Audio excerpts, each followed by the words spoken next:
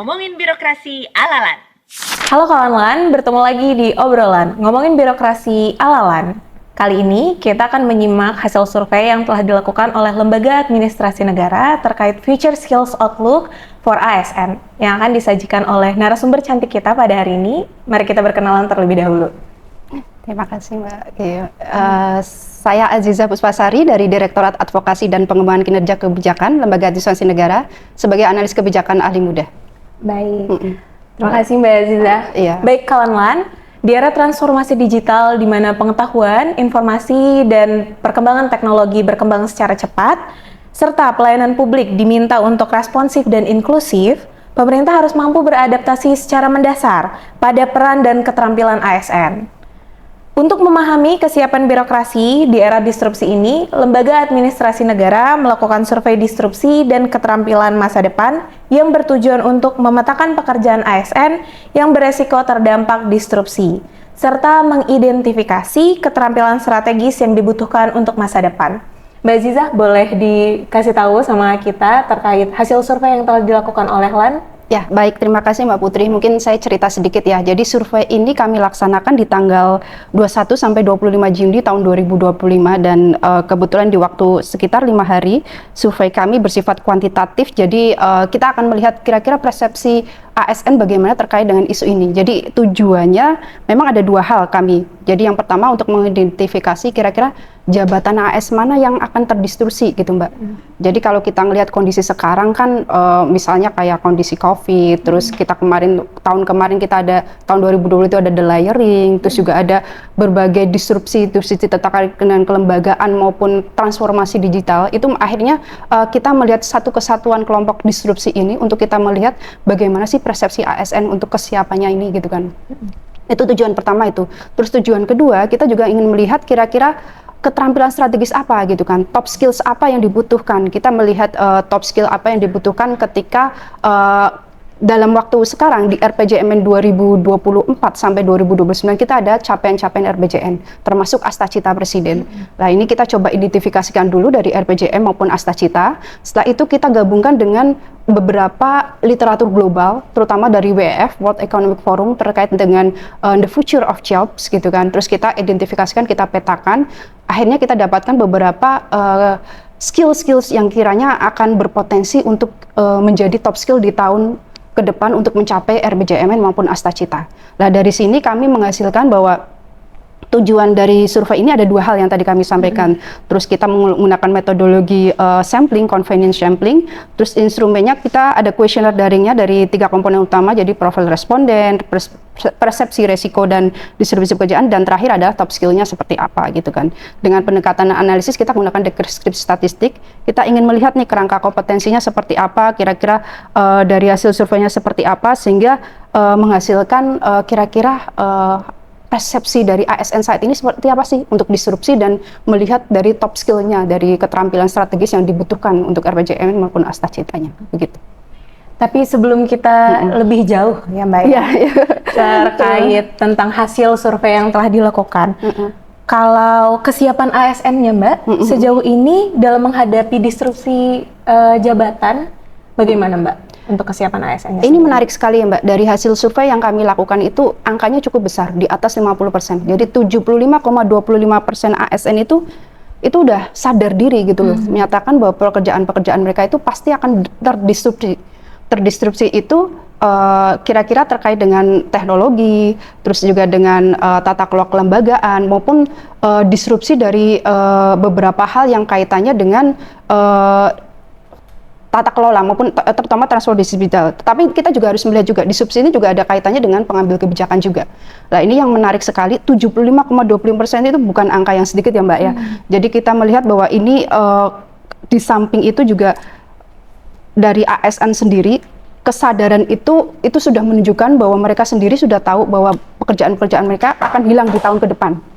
Pekerjaan-pekerjaan itu akan hilang. terutama untuk pekerjaan-pekerjaan yang sifatnya apa, nanti mungkin kita akan kupas lebih lanjut ya Mbak ya. Benar-benar. Nah ini pekerjaan-pekerjaan tersebut yang tidak mungkin setelah kita ketahui, setelah kita melihat hasil survei itu menarik sekali. Tidak hanya pekerjaan-pekerjaan yang sifatnya administratif, tapi pekerjaan kayak kita peranata humas, pekerjaan yang kayak analis kebijakan itu bisa berpotensi akan hilang kalau kita tidak ada hal-hal yang kait upskilling atau reskilling. Begitu Mbak. Nah, kalau gitu tadi udah Mbak Ziza bilang ya, pekerjaan apa saja itu Mbak? Kira-kira boleh dikasih tahu biar kita sebagai PNS mulai bersiap Mbak. Siapa tahu profesi saya juga salah satu yang terancam gitu. Dan memang itu sudah kami lakukan ya dari hasil survei dan kita coba identifikasi ya. Ternyata dari sekitar 16% jabatan ASN kita itu memang potensi high risikonya tinggi gitu loh. Risiko untuk tergantikan. Kalau kita nggak segera melakukan upskilling, reskilling, upsysteming atau beberapa perubahan mindset terkait dengan bagaimana kita mengelola pekerjaan kita saat ini gitu, tata kelolanya terutama juga prosedurnya gitu kan. Karena tidak bisa dipungkiri ya Mbak Putri ya, kalau kita ngelihat sekarang kayak kebutuhan teknologi AI terutama gitu kan, itu semuanya sudah menjadi pekerjaan kita jadi lebih mudah gitu kan. Dan itu yang harus dipertimbangkan. Tadi pertanyaannya Mbak Putri, pekerjaannya apa ya gitu kan? Formasi apa saja? Nah, dari yang kemarin kami rumpunkan Mbak, ternyata dari pemetaan keterampilan itu ada beberapa pekerjaan yang memang kami lihat itu sangat besar potensinya terotomatisasi.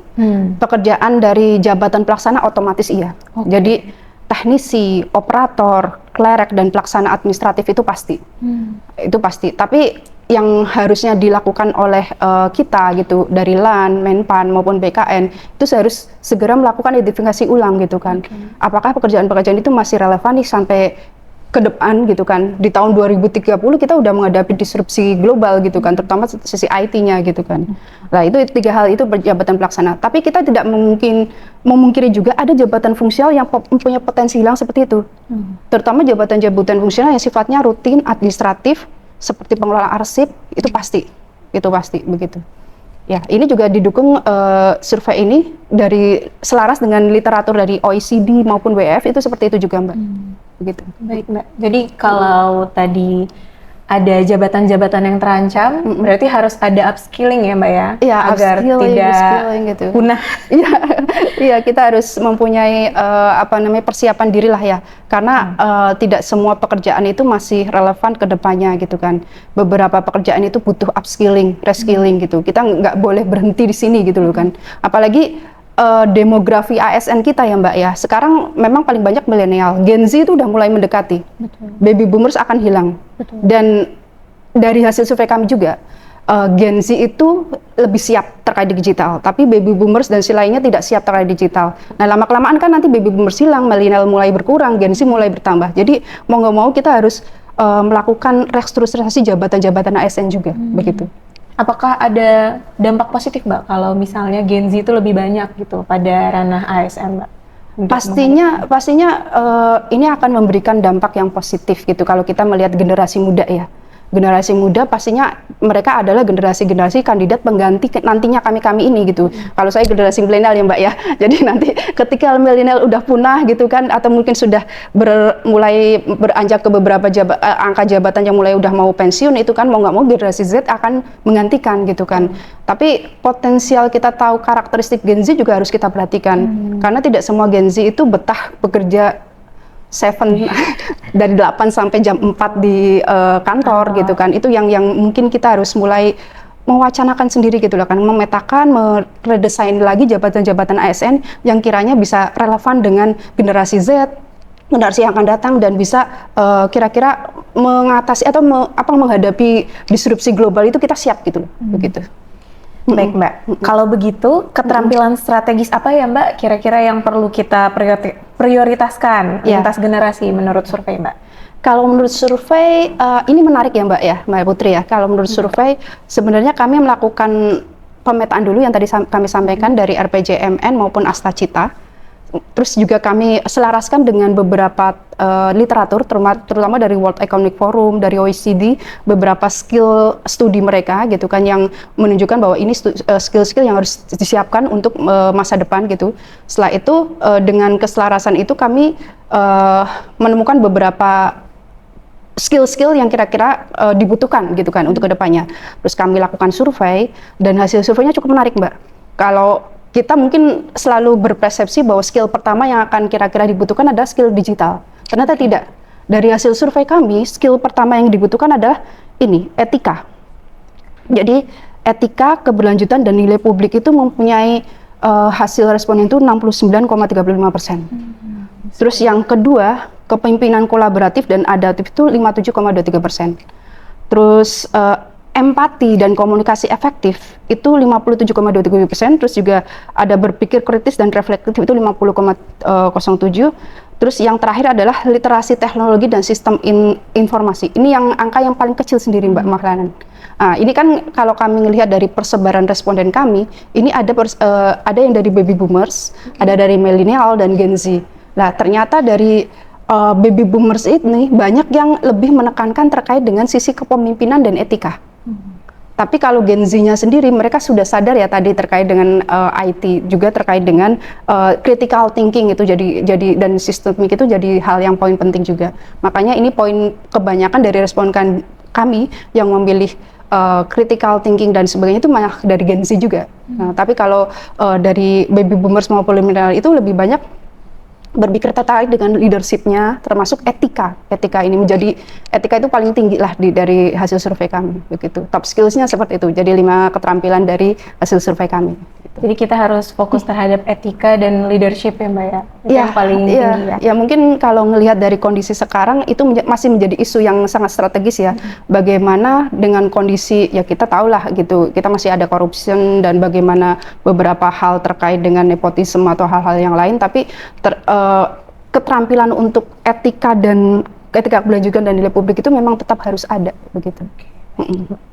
Oke, kalau untuk langkah strategis LAN-nya sendiri, Mbak, dalam menindaklanjuti hasil survei terkait masa depan pekerjaan ASN ini bagaimana, Mbak? Saya rasa ini sudah dilakukan oleh LAN. Banyak yang hal terkait dengan mungkin kayak kurikulum di Latsar aja kita sudah banyak yang terkait dengan bagaimana memberi penguatan terkait dengan IT. Dan itu salah satu kompetensi dasar yang mau tidak mau itu harus ada. Kita berkembang di era yang semakin terdisrupsi, tapi kalau kompetensi dasar aja kita nggak punyai, ya udah kita pasti ketinggalan gitu kan. Dibandingkan nggak usah negara lain pun, sektor swasta kita pasti akan ketinggalan kalau tidak jadi itu kompetensi dasar juga. Kalau kami lihat itu kalau ini akan menjadikan sebuah proyek nasional bagaimana kita akan meredesain jabatan ASN, harusnya ini juga dimulai tidak hanya dari LAN, tapi dari Kemenpan, dari BKN, maupun dari instansi-instansi pembina jabatan fungsional. Karena ini tidak main-main ya, karena beberapa jabatan hasil studi kami itu mempunyai peluang potensi akan terdisrupsi atau hilang begitu. Terus jadi mungkin di awal tahun ini kita bisa melakukan di tahun 2005-2006 itu literasi digital juga, tapi kita juga ada fokus yang paling penting, Mbak. Kemarin kami juga melakukan studi juga, jadi sebenarnya talenta digital kita di setiap instansi, baik pemerintah pusat dan daerah, itu tidak terdistribusi dengan seimbang. Jadi ada yang surplus di beberapa instansi, ada yang di daerah yang memang defisit. Nah, kalau kita bisa menjalankan sistem manajemen talenta ini kan sekarang masih belum responsif lah untuk kesannya untuk bisa membuat mobilitas talenta itu. Nah, itu bagian dari salah satu strategi juga menurut kami. Gitu. Baik, Mbak. Ya. Mungkin untuk lebih detailnya lagi, teman-teman, nanti bisa diakses melalui website lan.go.id. Karena diskusi pada hari ini sangat menarik ya, Mbak Aziza. Terima kasih telah menyampaikan hasil survei yang telah dilakukan oleh Lembaga Administrasi Negara. Ternyata tantangan dan peluang untuk ASN ke depan sangat beragam ya, teman-teman. Jadi untuk meningkatkan skill kita sebagai pegawai negeri sipil harus lebih gencar lagi, lebih optimal lagi. Jangan lupa untuk diakses informasi terkait hasil survei ini melalui website lan.go.id. Terima kasih telah menyimak episode ini. Sampai jumpa di obrolan berikutnya.